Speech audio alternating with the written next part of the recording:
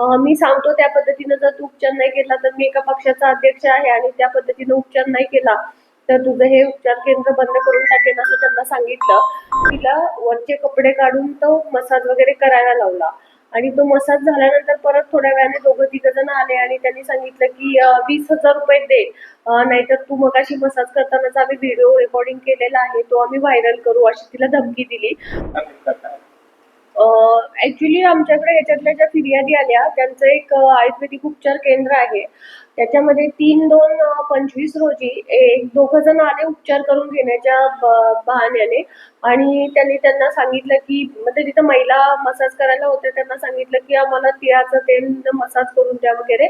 तर त्या पद्धतीनं त्या करायला लागल्यावरती त्यांना धमकावलं की मी सांगतो त्या पद्धतीनं जर तू उपचार नाही केला तर मी एका पक्षाचा अध्यक्ष आहे आणि त्या पद्धतीनं उपचार नाही केला तर तुझं हे उपचार केंद्र बंद करून टाकेन असं त्यांना सांगितलं आणि तिला वरचे कपडे काढून तो मसाज वगैरे करायला लावला आणि तो मसाज झाल्यानंतर परत थोड्या वेळाने दोघं तिघ जण आले आणि त्यांनी सांगितलं की 20,000 रुपये दे, नाहीतर तू मगाशी मसाज करतानाचा आम्ही व्हिडिओ रेकॉर्डिंग केलेला आहे तो आम्ही व्हायरल करू, अशी तिला धमकी दिली.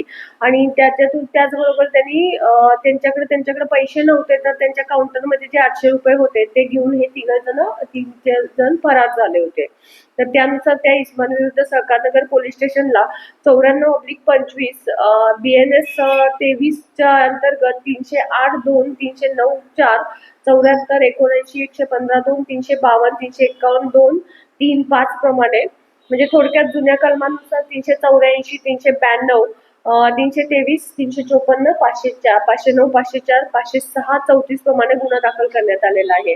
आणि हा गुन्हा दाखल झाला त्यावेळेला ह्या इस्मानची तेवढी माहिती नव्हती आम्हाला.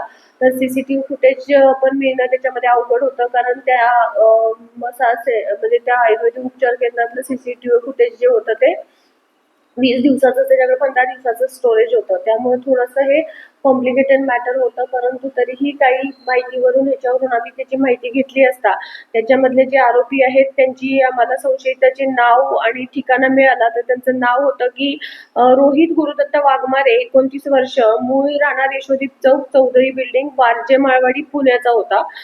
दुसरा आहे शुभम चांगदेव धनवटे, तो गणराज कॉम्प्लेक्स, दुसरा मजला आहे गेट, उत्तम नगर, पुण्याचा आहे. आणि तिसरा आहे तो राहुल ज्ञानेश्वर वाघमारे, वय 36, हा मामासाहेब मोहोळ शाळेसमोर केळेवाडी पौड रोड, कोथरूड, असा तिघांचा आहे. आणि सुरुवातीला ह्यांचं लोकेशन पण पुण्यात येत नव्हतं, ते बाहेरचं येत होतं. त्यानंतर ज्या वेळेला त्यांचं पुण्यातलं लोकेशन मिळालं ते वारजेच्या हद्दीत मिळाल्यानंतर ह्यांना शोधून काढलं. ह्या तिन्ही आरोपींना आम्ही पकडलेलं आहे आणि थोडक्यात ह्यांच्याकडं 12 आम्हाला 12/3 त्यांची आम्हाला पोलीस कस्टडी मिळालेली आहे. आणि एकूण ह्यांच्याकडे चौकशी करता ह्यांनी 7 ते 8 प्रकारचे असे गुन्हे 7 ते 8 ठिकाणी केलेले आहेत. पूर्वीचाही रेकॉर्ड आम्ही ह्यांचा काढलेला असता, ह्यांच्यावरती पूर्वी गुन्हे दाखल आहे.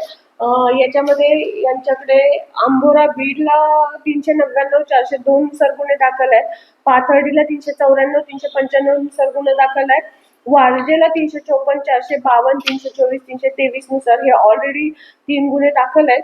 आणि आता हे नवीन आज रोजी अजून 2 गुन्हे त्यांच्यावरती दाखल होतील हुंडरीला वगैरे.